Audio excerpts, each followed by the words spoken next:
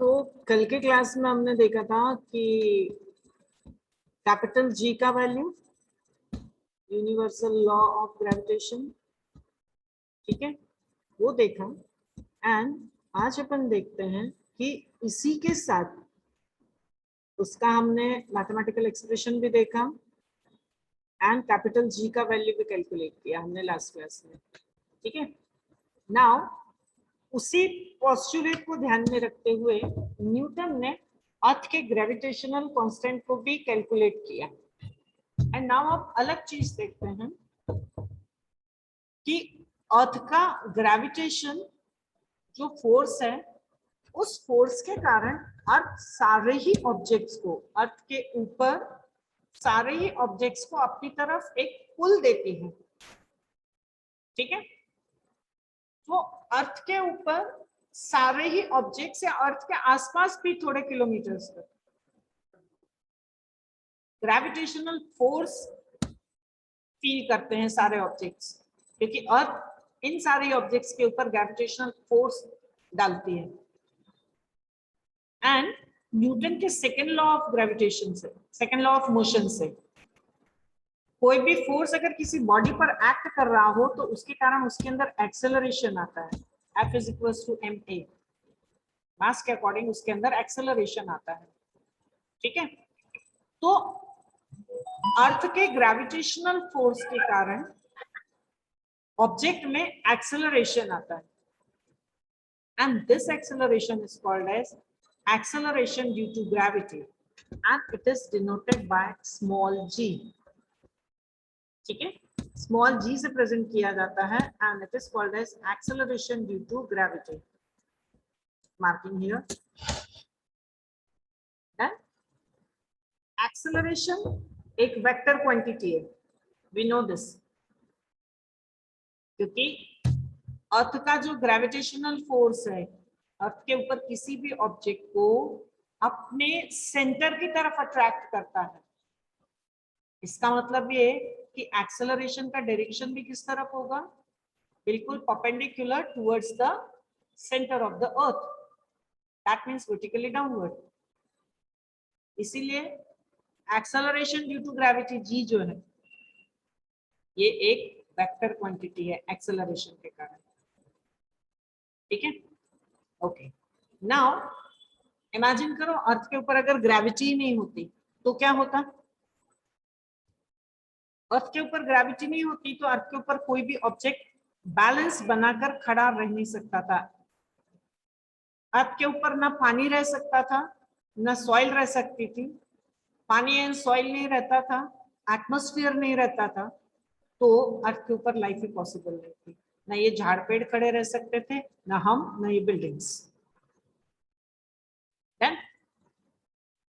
सो इस वजह से अर्थ के ऊपर लाइफ पॉसिबल है। एंड अब देखते हैं कि इस ग्रेविटेशनल फोर्स की वजह से जो एक्सेलरेशन मिलता है, जिसको स्मॉल जी कहा जाता है, इसकी वैल्यू का कैलकुलेशन, मैथमेटिकल फॉर्मुलेशन कैसे होता है वो निकालते हैं। इसका मेरी स्क्रीन आपके साथ शेयर की है। See value of g on surface of earth. तो हम न्यूटन के यूनिवर्सल लॉ ऑफ ग्रेविटेशन से किसी भी मास m के ऑब्जेक्ट के ऊपर जो अर्थ से r डिस्टेंस पर रखा हुआ है, अर्थ के सेंटर से r डिस्टेंस पर है, लॉ ऑफ ग्रेविटेशन से हम स्मॉल g की वैल्यू कैलकुलेट कर सकते हैं, ठीक है। Here first sentence, equation number 3, this f is equals to capital G into capital M into small m. Small m object का मास, कैपिटल M अर्थ का मास, then divide by r square, and this r is the distance of the object from the center of gravity, that means center of the earth, ठीक है। Okay, लेकिन अपने को पता है कि सेकेंड लॉ से F is equals to m into g. Equation number 3 में F is equals to G into mm by r square, and equation number 4 से F is equals to m into g, small m into g. So from equation 3rd and 4th, can we write mg is equals to capital G capital M into small m by r square? Can we write this? Yes, we can. तो इसी को अगर हम करें, बेटा keep your phone mute. Who has joined the class just now? Keep your phone mute. Otherwise, I have to put the class mute. चला है? Mansi गजबीए, Mansi गजबीए. Yes, Mansi, keep your phone mute. yes, ma'am. Now, from equation number 3 and 4, if we equate both the equation 3 and 4, the equation we get is mg is equals to capital G into capital M into small m by r square. M cancel हो जाएगा and we'll get equation number 5, which is small g equals to capital G into capital M by r square. ठीक है? Small m cancel हो गया, means mass of the object खत्म हो गया. अभी खाली मास ऑफ अर्थ है एंड ऑब्जेक्ट का डिस्टेंस है अर्थ के सेंटर से. ठीक है? नाउ अब इमेजिन करो कि वो ऑब्जेक्ट अर्थ की सरफेस पर है. स्फेरिकल बॉल अर्थ की सरफेस पर है, तो उस ऑब्जेक्ट का उसके सेंटर से जो डिस्टेंस होगा that will be radius of the earth. वो हम कैलकुलेट कर सकते हैं. So can we write this small r in equation number 5 is equals to capital R, radius of the earth, है ना? Means value of g on the surface of the earth. हम अर्थ की surface पर g calculate कर सकते हैं. ठीक? So this will be given by equation number 6. g is equals to capital G into capital M by r square. ठीक है? तो इस फॉर्मूला से हम अर्थ की सरफेस पर ग्रेविटेशनल एक्सेलरेशन स्मॉल g की वैल्यू कैलकुलेट कर सकते हैं. ठीक है? एंड इसका यूनिट एसआई सिस्टम में मीटर पर सेकंड स्क्वायर है, क्योंकि ये एक्सेलरेशन है. मीटर पर सेकंड स्क्वायर है क्योंकि ये भी एक एक्सेलरेशन है. डन. अब यहां पर अगर हम अर्थ का मास कैपिटल M की वैल्यू रखें, अर्थ का mass which is 6 into 10 raised to power 24 kilogram and earth का radius that is 6.4 into 10 raised to power 6 meters. अगर इनकी वैल्यूज पुट करें, कैपिटल G की वैल्यूज पुट करें इक्वेशन नंबर 7 में, so will get equation number 7 as value 9.77 metre per second square. ठीक है? So this is the value of G on the surface of Earth. And देखो ये acceleration की value सिर्फ और सिर्फ किस किस चीजों पर डिपेंड कर रही है? Only the mass of the Earth and the radius of the Earth. ठीक है? At that point where the object is kept, it does not depend on the properties of the object. इसका मतलब ये कि अर्थ के ऊपर ये ग्रेविटेशनल एक्सेलरेशन फोर्स अर्थ के ऊपर के ऑब्जेक्ट के मास से कहीं रिलेट नहीं करता. सारे ही ऑब्जेक्ट्स पर एक समान लगता है, चाहे वो हल्का सा एक पत्ता क्यों ना हो, कॉटन का एक बॉल क्यों ना हो, चाहे आयरन का बॉल क्यों ना हो. ठीक है? डन. नाउ जी की वैल्यूज हम कैपिटल M एंड R पर ही डिपेंड बताते हैं. तो अगर कैपिटल R की वैल्यू चेंज होती हो, दैट मीन्स अगर ऑब्जेक्ट अर्थ सरफेस से ऊपर हो तो रेडियस का डिस्टेंस बढ़ जाएगा. ठीक है? मीन्स स्मॉल g की वैल्यूज चेंज होती है. यस, वैल्यू ऑफ g में वेरिएशन आते हैं. Let's see what are they. And ये आपको गिव रीजन के क्वेश्चन में पेपर में पूछा जाता है. Sneha Nandankar, keep your mic mute.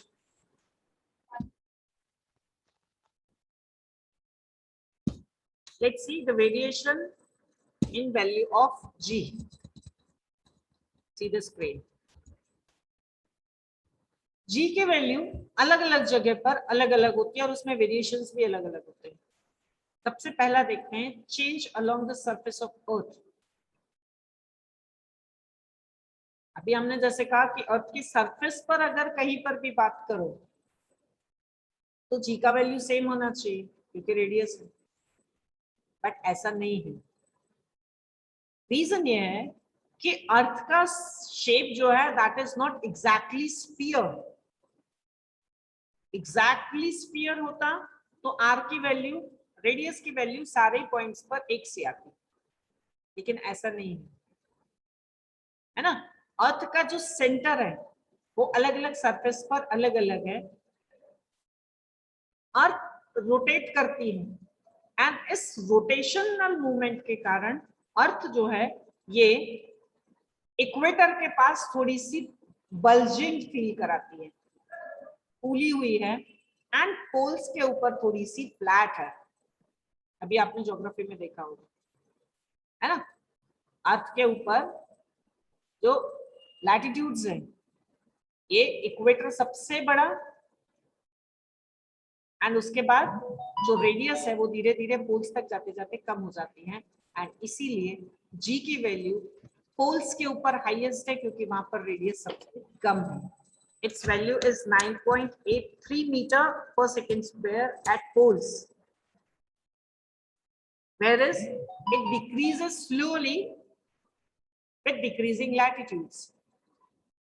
जैसे जैसे लैटिट्यूड डिक्रीज होते जाते हैं, कम होती जाती है, एंड इक्वेटर के ऊपर ये लोएस्ट हो जाती है एट 9.78 मीटर पर सेकेंड स्क्वायर। इक्वेटर पर सबसे कम होती है, डेसिमल्स का ही फर्क है, बट है वेरिएशन है जी की वैल्यू में।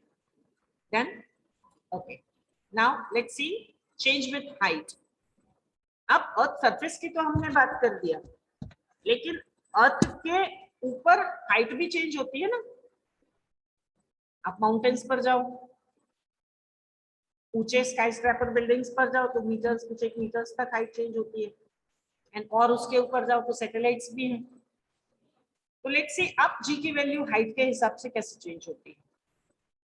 हम अर्थ सरफेस पर जैसे जैसे ऊपर की तरफ जाते हैं, ऊपर जो भी हमने इक्वेशन देखा था आर का, small r distance from the centre of the earth to the object, ठीक है ना।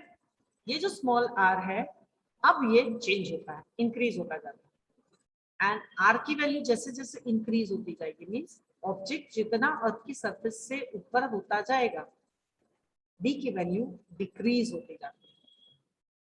अगेन हाइट्स जो है अर्थ सरफेस पर आप कितनी भी ऊंची कर लो, कुछ एक किलोमीटर्स तक भी ऊपर आप चले गए ना, तो भी जी की वैल्यू में जो डिक्रीज है वो बहुत कम होता है, क्योंकि अर्थ की रेडियस के कंपैरिजन में वो हाइट जो चेंज आप कर रहे हैं वो बहुत कम है। अर्थ का रेडियस है 6400 किलोमीटर्स, तो अगर आप खाली अर्थ सरफेस से 10 किलोमीटर ऊपर हैं तो वो 6400 किलोमीटर एंड 10 किलोमीटर के फर्क में ज्यादा चेंज नहीं आता है ना।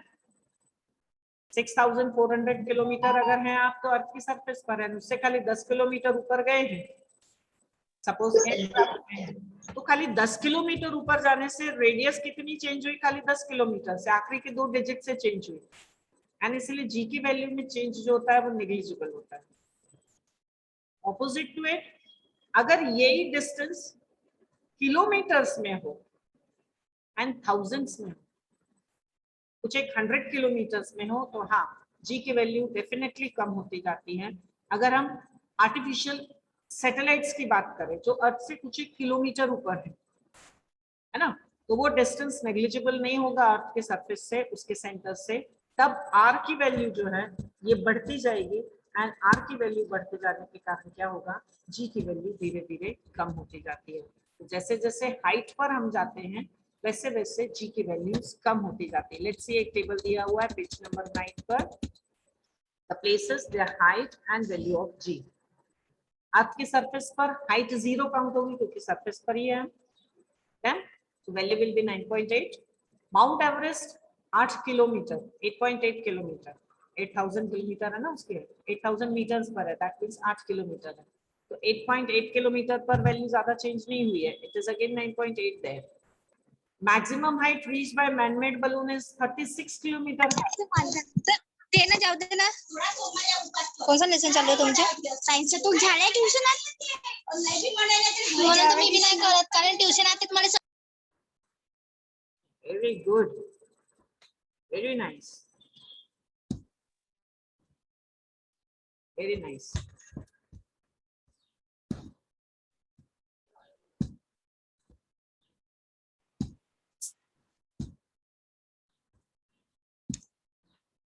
सो मैन-मेड बलून जो 36 किलोमीटर पर जाता है, डिफरेंस हो गया 36 किलोमीटर का, value 9.7। Weather satellite 400 kilometre height पर है तो 8.7, एंड कम्युनिकेशन सैटेलाइट जो उससे भी और ऊपर जाते हैं 3500 किलोमीटर 1000 किलोमीटर पर जाते हैं, तो जी की वैल्यू डेफिनेटली कम हो जाती है। ठीक है, ओके। तो जी की वैल्यू अगर हाइट पर चेंज होती है तो डेप्थ पर भी चेंज होनी चाहिए, है ना। अगर हम सी लेवल में नीचे की तरफ चले जाए, अगर अर्थ के अंदर जाने लगे तब भी जी की वैल्यू चेंज होगी, क्योंकि अब अगेन इक्वेशन नंबर 5 में आर की वैल्यू कम हो जाएगी, रेडियस कम होता जाएगा, है ना। तो जैसे जैसे आप जी के वैल्यू आर कम होने के कारण अंदर चले जाते आर की वैल्यू कम होती जाएगी। आर की वैल्यू कम हुई तो जी बढ़ना चाहिए ना, है ना, स्मॉल, क्योंकि आर डिनोमिनेटर में, जी की आर की वैल्यू कम हुई तो जी बढ़ते जाना चाहिए, बट ऐसा नहीं होता है। आर की वैल्यू कम हुई तो भी डेप्थ में जाने के बावजूद भी जी की वैल्यू कम होती जाती है। Reason is, what's the reason? Reason is that कि जैसे जैसे हम अर्थ के सरफेस में अंदर की तरफ जाते जाते हैं, रेडियस तो कम होता है, लेकिन उसके साथ साथ अर्थ का साइज छोटा काउंट होता जाएगा। रेडियस छोटी होती गई मतलब अर्थ का साइज छोटा हो गया, कैपिटल एम की वैल्यू, मास ऑफ द अर्थ भी कम होता जाता है। एंड दोनों के कॉम्बिनेशन के कारण आर में भी चेंज हुआ, कैपिटल एम में भी चेंज हुआ, जी की वैल्यू डेप्थ में डिक्रीज होती है। ठीक है, तो ये तीनों पॉइंट्स वेरिएशन इन जी आपको गिव रीजन में या 1-1 मार्क के क्वेश्चन में पूछे जा सकते हैं, तो keep this in mind. Equator पर सबसे कम, पोल्स पर ज्यादा, हाइट पर जी की वैल्यू कम होती जाती है, इवन डेप्थ में भी जी की वैल्यू कम होती है। Since value of R decreases as well as the value of M decreases, therefore overall resulting value of G also decreases. Then, clear? अब हम सारे ही दूसरे प्लैनेट्स एंड सैटेलाइट की बात करें, ठीक है ना, मून की बात करें, तो उनके ऊपर जो ग्रेविटेशन लगेगा वो उनके अपने अपने मास, अपने अपने रेडियस के हिसाब से लगेगा। इसका मतलब ये कि अगर आप अर्थ को छोड़कर किसी दूसरे सैटेलाइट पर, मून पर या किसी दूसरे प्लैनेट पर जाओ, तब भी वहां उस प्लैनेट का, उस सैटेलाइट का ग्रेविटेशनल कांस्टेंट जी जो है, acceleration due to gravity g calculate कर सकते हो। ठीक है, क्योंकि acceleration due to gravity actually किस पर डिपेंड करता है?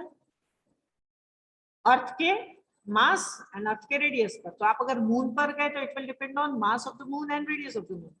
किसी दूसरे प्लैनेट पर गए तो उसके मास एंड उसके रेडियस पर डिपेंड करेगा, है ना। फॉर एग्जांपल मून पर अगर आप गए तो अर्थ के ऊपर जितना जी का वैल्यू है उससे 1/6 वैल्यू हो जाता है जी का। ठीक है ना, इसका मतलब ये कि आप जितने फोर्स से अर्थ के ऊपर जंप कर सकते हो उतने ही फोर्स से मून के ऊपर 6 टाइम हायर जंप कर सकते हो। अर्थ के ऊपर जितने हाइट पर जंप करते हो ना, उतना ही फोर्स लगा के आप मून के ऊपर 6 टाइम्स ज्यादा जंप कर सकते हो, क्योंकि जी की वैल्यू वहां पर अर्थ के जी से 1/6 है, वहां पर मास भी कम हो जाता है। जी कम हुआ तो मास कम हो गया, वेट कम हो गया, मास नहीं, वेट कम हो गया। अब ये कंसेप्ट समझो। अपन बोलते हैं मून पर जाके वेटलेसनेस फील होती है ना, वेट फील नहीं होता, एंड अर्थ के ऊपर वेट फील होता है। तो ये मास एंड वेट क्या चीज है? Let clear the difference between mass and weight. दो कंसेप्ट हैं, साइंस के हिसाब से हैं, तो साइंटिफिकली ये दोनों टर्म अलग अलग, ठीक है। Let's see what is mass and weight. Mass is amount of matter present in the object. Object जिस भी चीज का बना है ना, जिस मटेरियल का बना है, उस मैटर का amount will be its mass and its unit is KG, kilogram. जब हम जनरली तोलते हैं, नापते हैं ना वेइंग मशीन में, 1 किलो आलू तोला मतलब हमने क्या किया, 1 किलो मास का आलू लिया। मेरा वजन 70 kg है, that means my mass is 70 kg, weight नहीं, ठीक।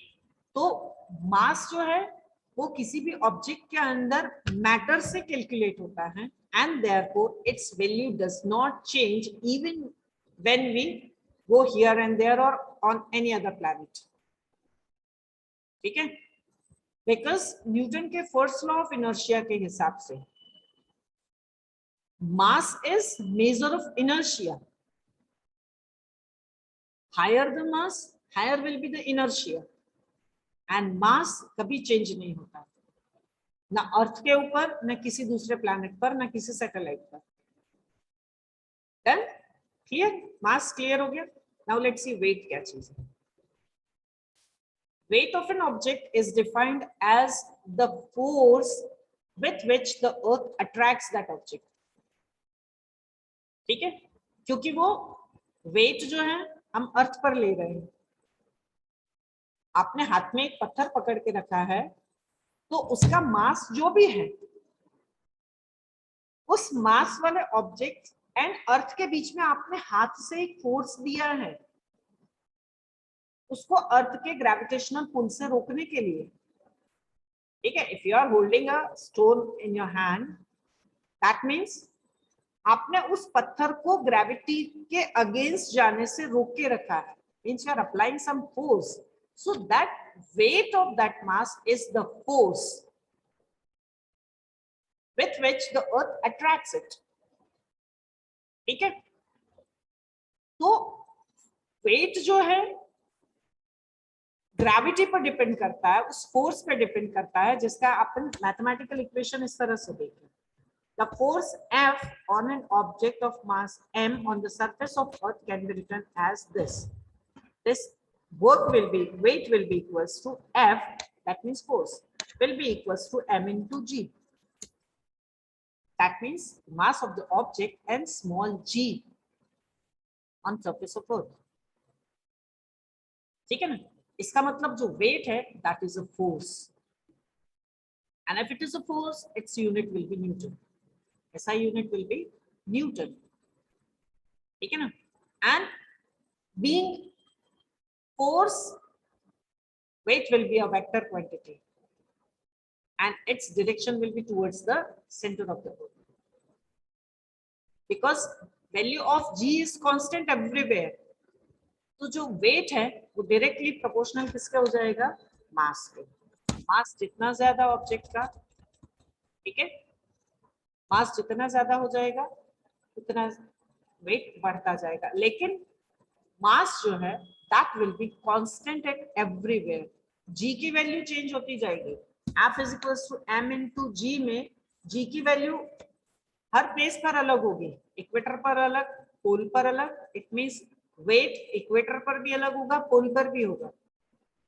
मून पर जाओगे तो आपकी बॉडी के अंदर मास जितना है वो तो सेम रहेगा, लेकिन जी की वैल्यू मून पर चेंज हो गई तो आपका वजन भी जी पर चेंज हो जाएगा, वेट भी चेंज हो जाएगा, ठीक है। हम इन जनरल टर्म्स कलेक्टली हम क्या करते हैं, वेट और मास को जनरली एक ही चीज ले लेते हैं, एक ही टर्म बना डालते हैं, ठीक है ना। एंड जनरली हम बोलते हैं हमने वेट को किलोग्राम मशीन पर हमने वे करके लिया, एंड हम वेट को ही किलोग्राम में ले लेते, कितना वेट है भाई 48 kg, बट साइंस में kilogram is the unit of mass. अगर साइंटिफिक लैंग्वेज की बात करूं तो मेरा वजन अगर 70 किलोग्राम है तो एक्चुअली वो 70 किलोग्राम वजन जो मैंने वेइंग मशीन पर बैलेंस पर हमने खड़े होके लिया था, दैट इज माय मास। ठीक है ना। अगर इसमें मुझे मेरा वेट निकालना हो तो उसमें स्मॉल g 9.8 को मल्टीप्लाई करना पड़ेगा। दैट मीन्स 70 इंटू 9.8 करके जो भी मेरा वेट आएगा that will be in newton, 700 something आएगा। ठीक है ना, हो गया। तो 1 किलो मास का वजन कितना होगा? 9.8 न्यूटन। 1 किलो मास की कोई वस्तु है तो उस पर 9.8 से g को मल्टीप्लाई करो, सो दैट 9.8 न्यूटन जो होगा that will B weight of 1 kilogram. ठीक है, तो जनरली वेइंग मशीन पर जो हम तोलते हैं दैट इज मास। हो गया क्लियर सबको ये चीज, मास एंड वेट में। इसीलिए g की वैल्यू जहां जहां पर चेंज होगी वहां वहां पर वेट भी चेंज होता जाएगा, मास चेंज नहीं होगा। इस पर न्यूमेरिकल क्वेश्चंस आएंगे आपको। ठीक है ना, क्लियर हो गया। तो ये कैलकुलेट कर सकते हैं कि अगर किसी पर्सन का वेट अर्थ के ऊपर इतना है तो मून के ऊपर कितना हो जाएगा। इस टाइप के बेसिक क्वेश्चंस इसके अंदर आ सकते हैं आपको। ठीक है, एंड बाकी की चीजें gravitational waves, free fall and escape velocity we will see in next class. चलो यहाँ तक किसी को कोई डाउट हो तो you can ask. Let me mute unmute.